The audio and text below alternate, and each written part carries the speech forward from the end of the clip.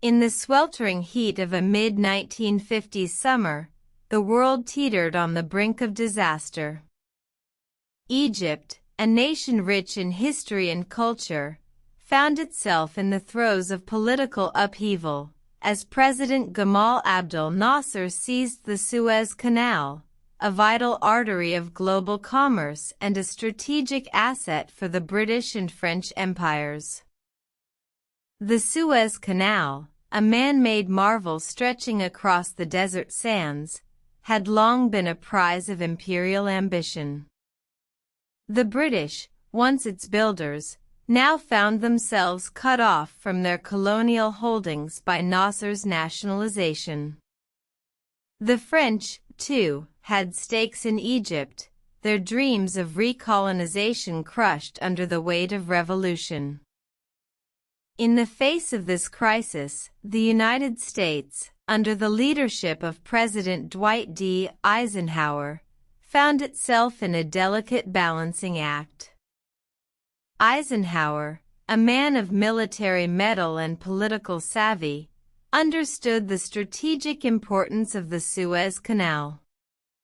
Yet, he also knew that supporting the British and French invasion of Egypt, as some in his administration advocated, would tarnish America's image as a beacon of democracy and anti-imperialism in a world growing increasingly wary of colonialism.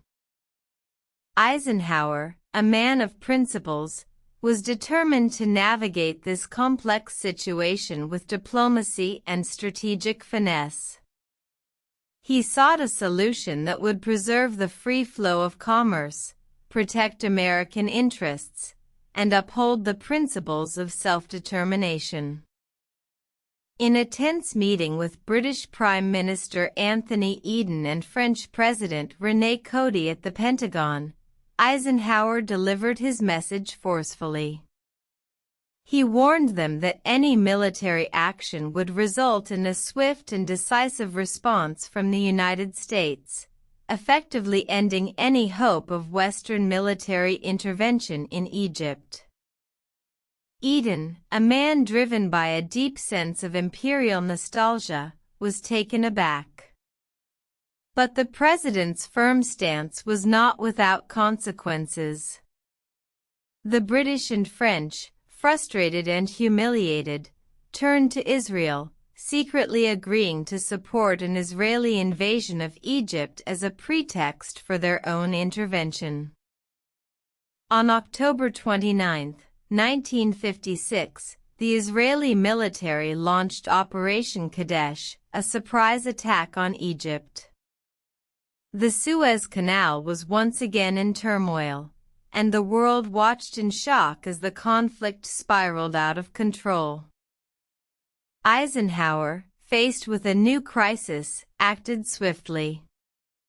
He threatened to cut off economic aid to both Israel and the United Kingdom, and used his influence to convince the United Nations to intervene. By November 6, a ceasefire was in place, and the Suez Canal was once again under Egyptian control. The Suez Crisis, a brief but intense chapter in history, marked a turning point in the Cold War. It demonstrated the growing strength of the United States as a global power and the declining influence of the British and French empires. It also highlighted the importance of diplomacy in navigating international crises, a lesson that resonates to this day. In the end, Eisenhower's firm yet diplomatic approach saved the day. He stood firm against imperialism, upheld the principles of self-determination, and maintained the integrity of the Suez Canal, ensuring that it would remain a conduit for commerce and a symbol of international cooperation for generations to come.